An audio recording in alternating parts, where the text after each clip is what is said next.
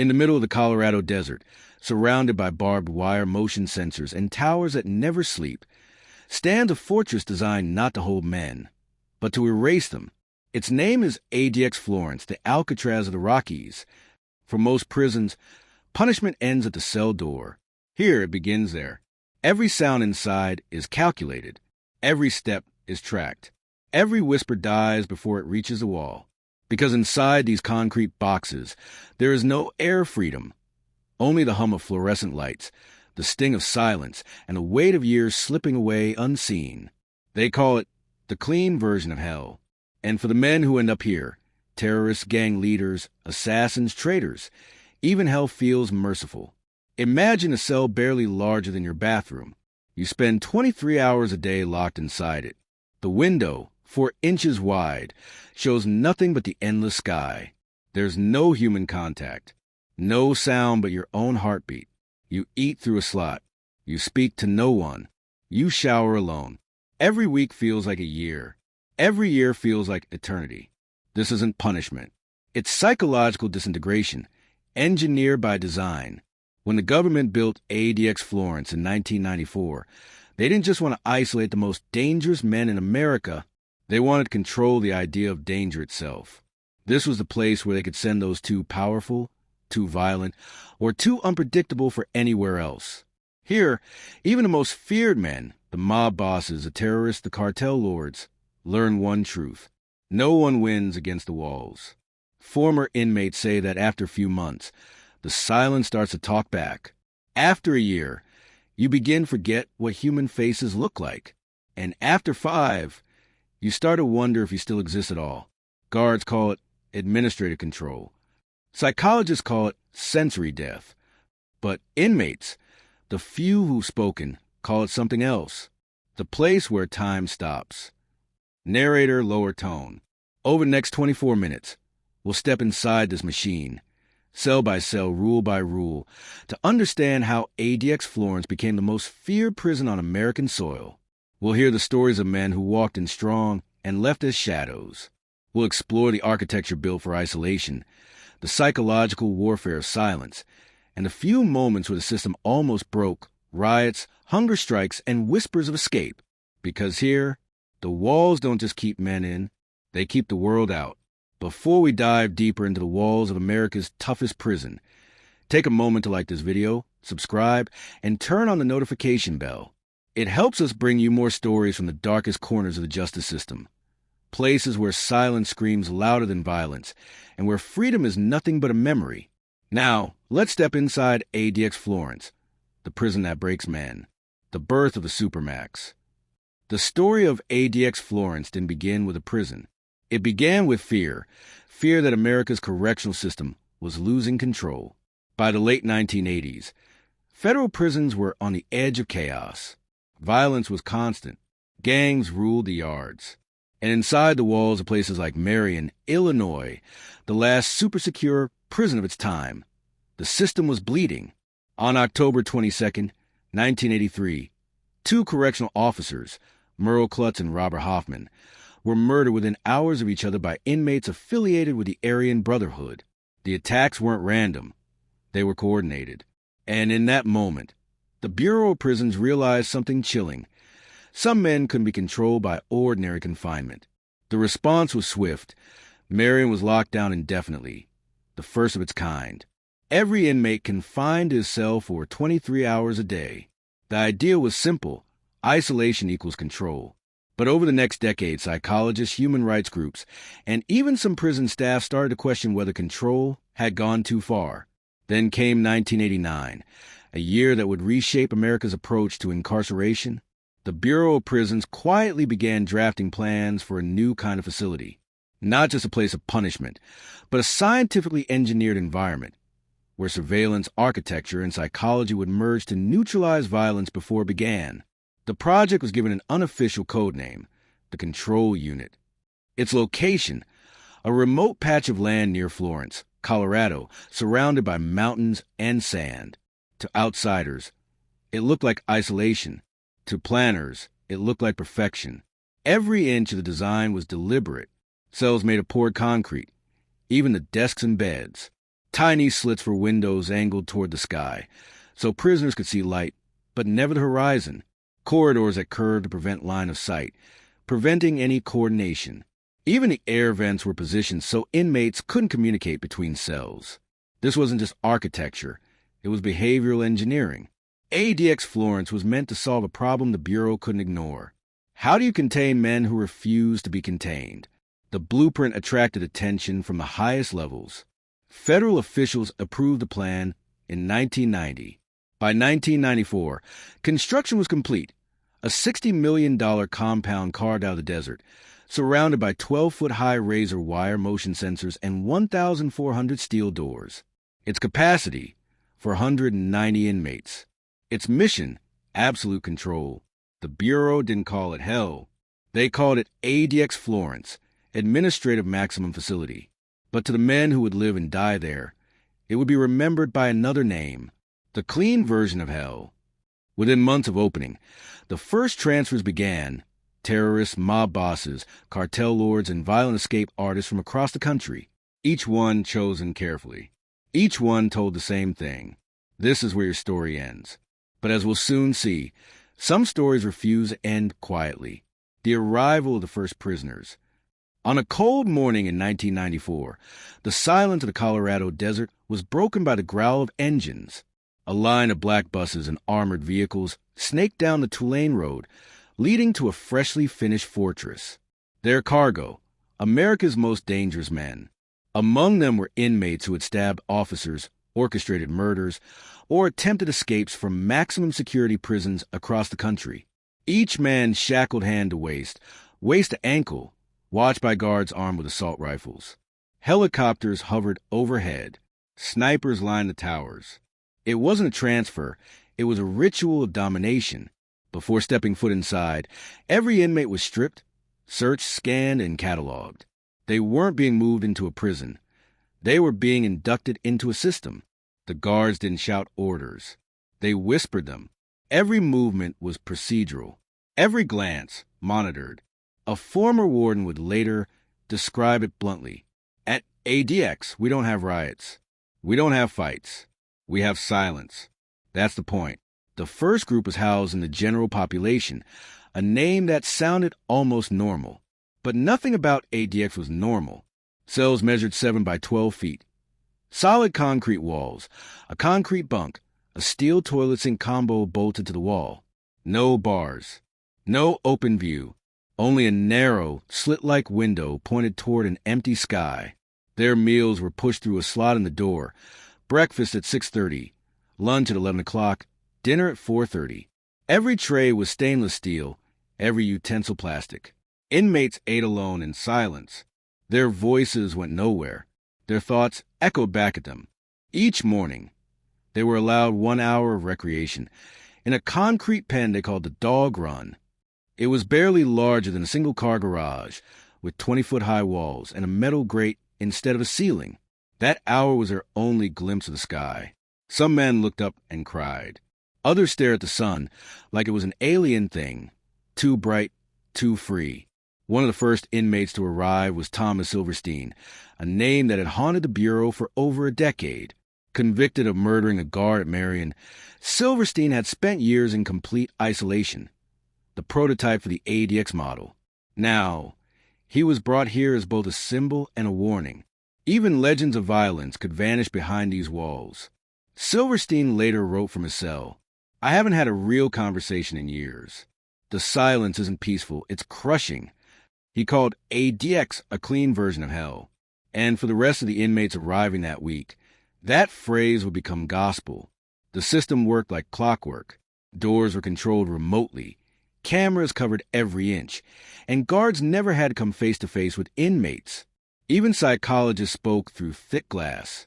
Every aspect of daily life, shower, meal, exercise, was reduced to minutes on a schedule. It wasn't chaos that ruled here anymore. It was precision. And for the first time in decades, the Bureau of Prisons had achieved what it always wanted: total control. But what they didn't realize was that control has a cost. And the human mind doesn't break quietly. The psychology of isolation. Inside ADX Florence, silence isn't the absence of sound. It's a weapon. Every day, inmates wake up to the same sterile light. No human voices, no laughter, no footsteps in the corridor, just a faint hum of the air vent and the echo of their own breath bouncing off concrete walls. Here, time doesn't move, it folds. Doctors call it segregation-induced psychosis. It starts quietly, insomnia, paranoia, anxiety. Then comes hallucination. Some inmates begin to see faces in the walls, hear voices in the vents, or feel like they're being watched even when the lights are off. They write letters that read like fragments of dreams. I hear the walls breathing. I talk to the sink. It's the only thing that listens. When I close my eyes, I still see the room. In ADX, you don't just lose freedom. You lose context. The brain, deprived of stimulation, begins to eat itself. A former staff psychologist, Dr. Craig Haney, once said, "Prolonged isolation is not just unhealthy. It's torture disguised as order." For inmates like Theodore Kaczynski, the Unabomber, or Zacharias Moussaoui, the 9/11 conspirator, their punishment wasn't chains or beatings. It was stillness. The mind, trapped with nothing but its own guilt, replaying every decision like a broken tape. And yet, some inmates claim they found clarity inside the madness. One said, "At first, I wanted to die. Then, I realized death would be too easy." The real challenge was staying sane. To fight the silence, inmates created rituals, counting the cracks in the ceiling, doing push-ups until their arms went numb, talking to invisible friends, or memorizing Bible verses until they blurred into noise. Others broke in quieter ways. They stopped eating, stopped talking, stopped sleeping, because after years of seeing nothing but concrete, even your dreams begin to have walls. In 2012, a former ADX inmate described it perfectly in a letter smuggled out. "This place doesn't kill you with violence. It kills you with nothingness." And that nothingness was intentional. ADX was designed not to punish bodies, but to neutralize souls, to break the very instinct to resist. When inmates finally cracked, they didn't scream or fight. They just faded, slowly, quietly, until they became what staff called the invisible ones. But not everyone accepted that fate. Some refused to go quietly into the void. They found ways, subtle, brilliant, desperate, to defy the silence. Whisper networks, hidden notes, secret messages scratched into metal trays. Because even here, where every inch was built to control the human mind, the need to be heard never truly dies. The residents of hell, if walls could talk, the ones at ADX Florence would whisper the names of men the world tried to forget, names that once shook nations and now echo in concrete. This was no ordinary prison. It was a vault for monsters and masterminds. Inside these walls lived a gallery of America's most infamous criminals, each one isolated, each one broken in a different way. In one wing, Theodore Kaczynski, the Unabomber, a mathematics prodigy turned domestic terrorist, serving 8 life sentences for mailing bombs that killed 3 and injured 23. Even in captivity, his cell remained meticulously organized, books stacked by size, notes written in tiny print. Guards said he spoke rarely, but when he did, his words were razor sharp. "The system I fought against built this place," he once muttered. It was hard to tell if he felt pride or irony. A few doors down, Ramzi Yousef, the architect of the 1993 World Trade Center bombing. He spent his days in a constant cycle of prayer and silence, often refusing meals for days. In his diary, later recovered, one line stood out: "The desert wind outside sounds like freedom." In another block sat Richard Reed, the shoe bomber, who tried to bring down an airplane using explosives hidden in his footwear. Guard described him as withdrawn, his eyes half alive. He reportedly spent hours reciting verses in the corner of his cell until his voice went hoarse. To some, it was faith. To others, it was madness taking shape. And then there were the gang generals, men like Thomas Silverstein of the Aryan Brotherhood and Barry Mills, who once commanded hundreds of inmates across the nation from inside their cells. ADX stripped them of that power. No phones, no letters without approval, no contact with their old lieutenants. Even when they spoke to the walls, Their words were intercepted by microphones buried in the vents. Here, control was absolute. Even the whispers were owned by the system. Narrator: in Cell C, 214 lived Dzhokhar Tsarnaev, the surviving Boston Marathon bomber. He arrived in 2015, just 22 years old. Young, quiet, expressionless. Yet behind those eyes, psychologists said there was a complete emotional disconnect. He was placed in the H Unit, where national security inmates are kept under special administrative measures, SAMs. That meant no communication with anyone, ever. No interviews, no mail without screening, no name spoken aloud. He existed in silence, preserved like a secret the world wasn't allowed to remember. Even the guards called it the Zoo of the Damned.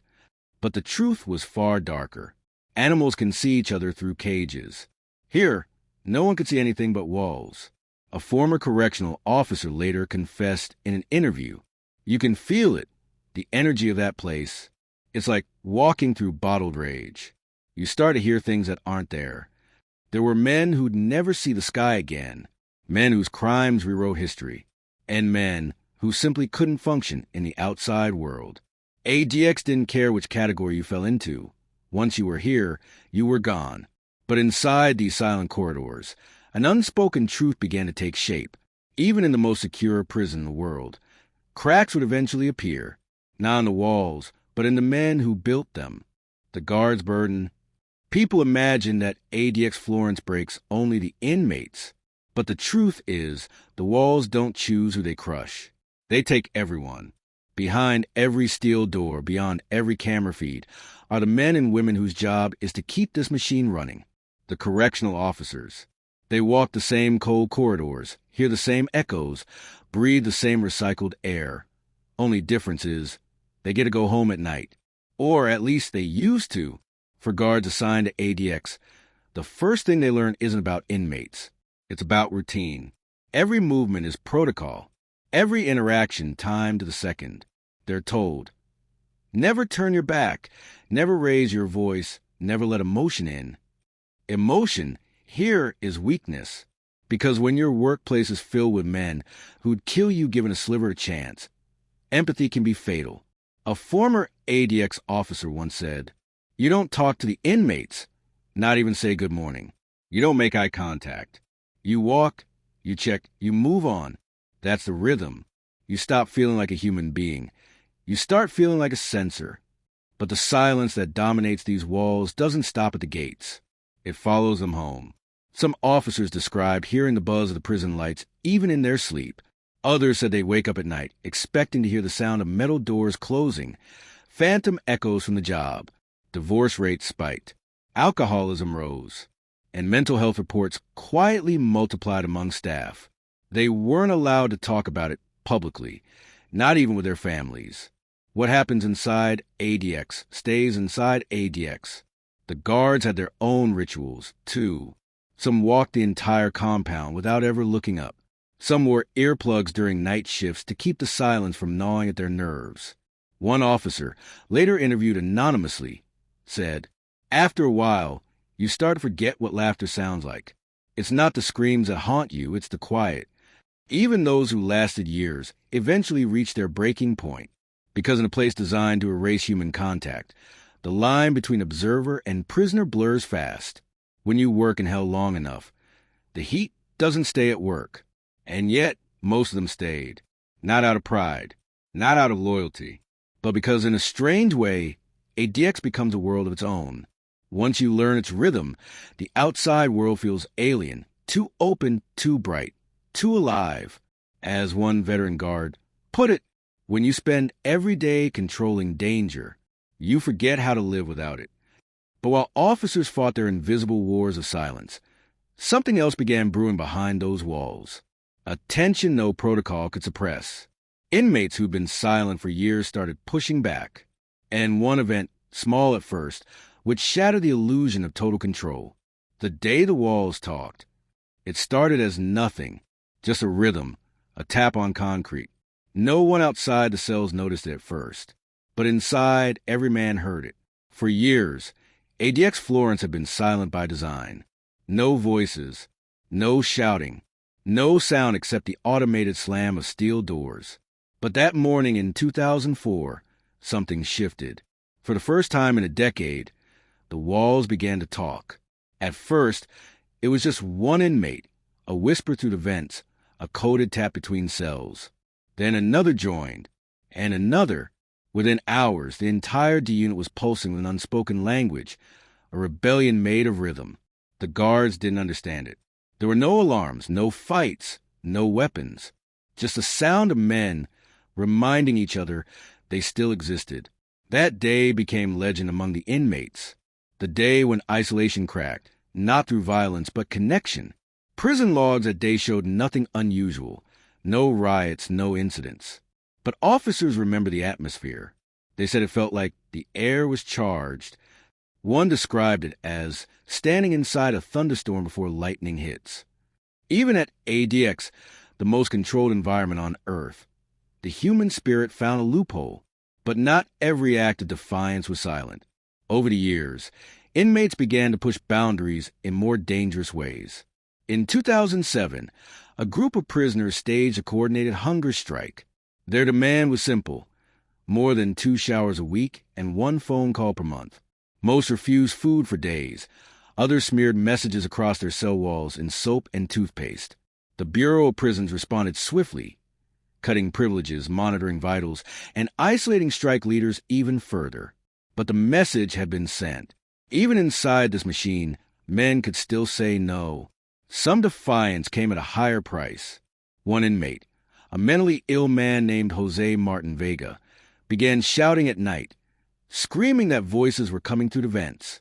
The guards, trained to ignore outbursts, logged it as disruptive behavior. Days later, Vega was found unresponsive in his cell. Cause of death: suicide. He wasn't the first, and he wouldn't be the last. Internal reports, many sealed for years, revealed more than a dozen suicides and countless attempts since ADX opened. Most of the dead had histories of mental illness. Many had begged or transferred to medical facilities. Few ever made it. A former psychiatrist at the prison later testified, ADX is not designed for treatment. It's designed for silence. But silence kills. And yet, amid the chaos, there were moments, rare and raw, when the prison seemed to breathe again, when guards and inmates alike realized that beneath the concrete and steel, they were both trapped in the same machine.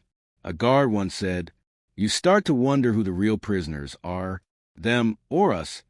That was the day the walls talked. And from that day on, ADX Florence would never be truly silent again. But the sound of rebellion doesn't always come from the inmates. Sometimes it comes from the ones who built the walls. The prison that breaks men.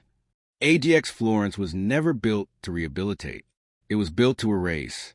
To take the most dangerous men alive and bury them, not in the ground, but in time. No riots, no escapes, no sound. Just decades of silence slowly breaking what violence never could, the human mind. But behind every cell door, behind every flickering light, there's still a pulse. A man breathing, thinking, remembering who he used to be. Because no matter how deep the system buries you, no wall can completely silence a heartbeat. As the world forgets the men inside ADX Florence, we're left with a haunting question. If isolation can break monsters, how long before it starts breaking the men who built it? If this story gripped you, if it made you think, feel, or question what justice really means, then take a moment to like this video, subscribe, and turn on the notification bell. It helps us keep exploring the hidden corners of the world's toughest prisons and uncovering the truths most people aren't ready to hear.